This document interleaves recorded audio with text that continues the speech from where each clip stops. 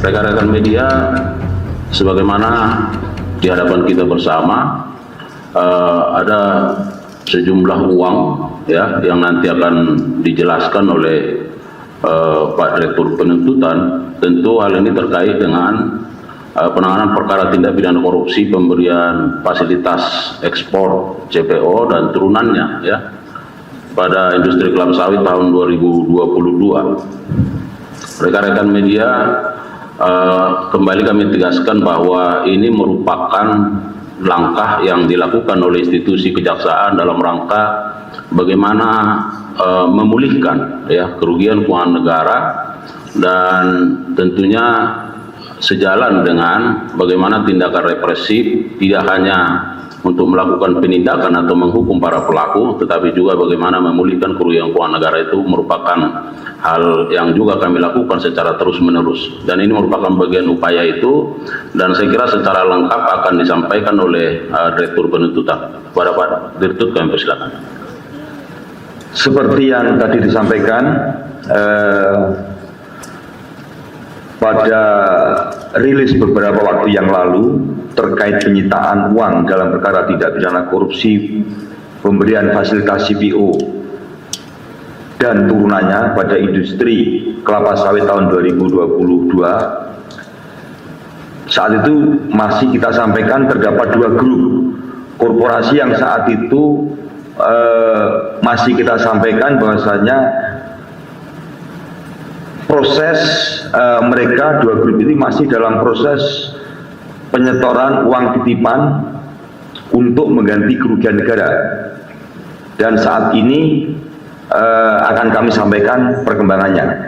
Yang pertama, penanganan perkara tindak pidana korupsi pemberian fasilitas ekspor CPO beserta turunannya pada industri kelapa sawit tahun 2022 atas nama 12 terdakwa korporasi yang tergabung dalam dua grup, yaitu grup Musimas terdiri dari 7 perusahaan, yaitu PT Musimas, PT Interbenua Perkasa Tama, PT Mike Oleo Nabati Industri, PT Agro Makmur Jaya, PT Musimas Fuji, PT Mega Suryamas, dan PT Wira Inomas.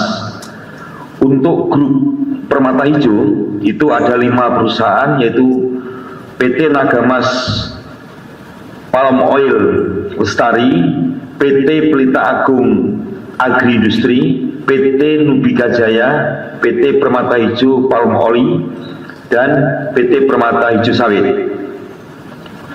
Para terdakwa korporasi tersebut masing-masing didakwa melanggar pasal 2 ayat 1 dan pasal 3 Yunto pasal 18 Undang-Undang Nomor 31 Tahun 1999 tentang pemberantasan tindak pidana korupsi, sebagaimana telah diubah dengan Undang-Undang Nomor 20 Tahun 2001 tentang perubahan atas Undang-Undang Nomor 31 Tahun 1999 tentang pemberantasan tindak pidana korupsi, Yunto pasal 5 ayat 1 ke 1 KUHP. Seperti yang kita ketahui bersama, ke-12 terdakwa tersebut di Pengadilan Tipikor pada Pengadilan Negeri Jakarta Pusat telah diputus oleh hakim dengan putusan lepas dari segala tuntutan hukum, sehingga penuntut umum saat itu melakukan upaya hukum kasasi yang hingga saat ini perkaranya masih ada dalam tahap pemeriksaan kasasi. Bahwa berdasarkan perhitungan hasil audit dari BPKP dan laporan kajian analisis keuntungan ilegal dan kerugian perekonomian negara dari Fakultas Ekonomika dan Bisnis UGM, terdapat kerugian negara 3 komponen, diantaranya adalah kerugian keuangan negara, illegal gain, dan kerugian perekonomian negara sebagai berikut. Musimas Group seluruhnya sebesar 4.890.938.400.000 Rp943.794 1 dengan perincian untuk masing-masing 7 perusahaan. PT Musimas sebesar Rp1.430.930.450 Untuk PT Inter Benua Perkasa Tama sebesar Rp3.194.754.97. PT Mike Elio Nabati Industri sebesar Rp5.201.108.727,67.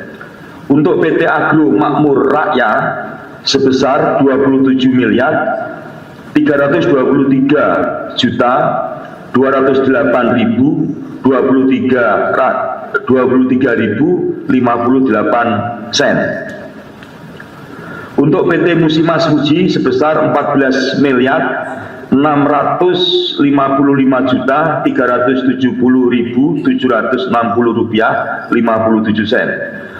Untuk PT Mega Surya Mas sebesar Rp36.289.804.88. Dan untuk PT Wira Inomas sebesar Rp633.925.160.20. Kemudian untuk Permata Hijau Group ini sebesar kerugian negaranya Rp938.691.691.26, yang masing-masing terinci untuk 5 perusahaan, yaitu PT Nagamas Palm Oil Lestari sebesar Rp381.946.913.948,50. Untuk PT Pelita Agung Agriindustri sebesar Rp207.432.362.59. Untuk PT Nubika Jaya sebesar Rp13.269.239.070.26. Untuk PT Permata Hijau Palm Oil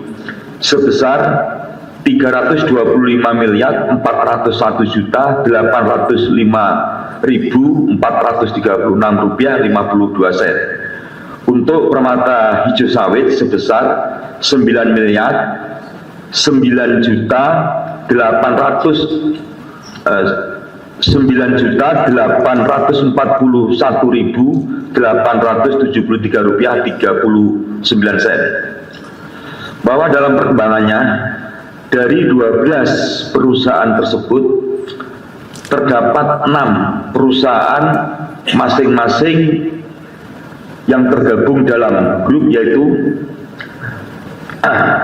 ini yang melakukan penitipan uang pengganti.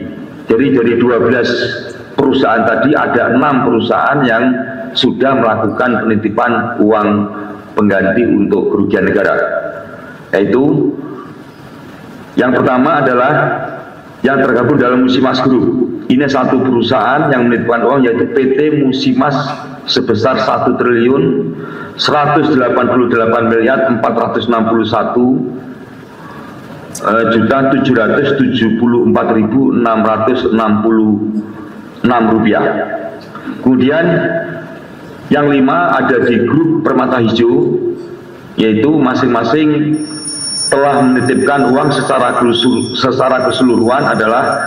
Rp180.960.865.26. Uang yang dititipkan dari 6 terdakwa korporasi tersebut seluruhnya berjumlah 1.374.735.527 rupiah 5 sen.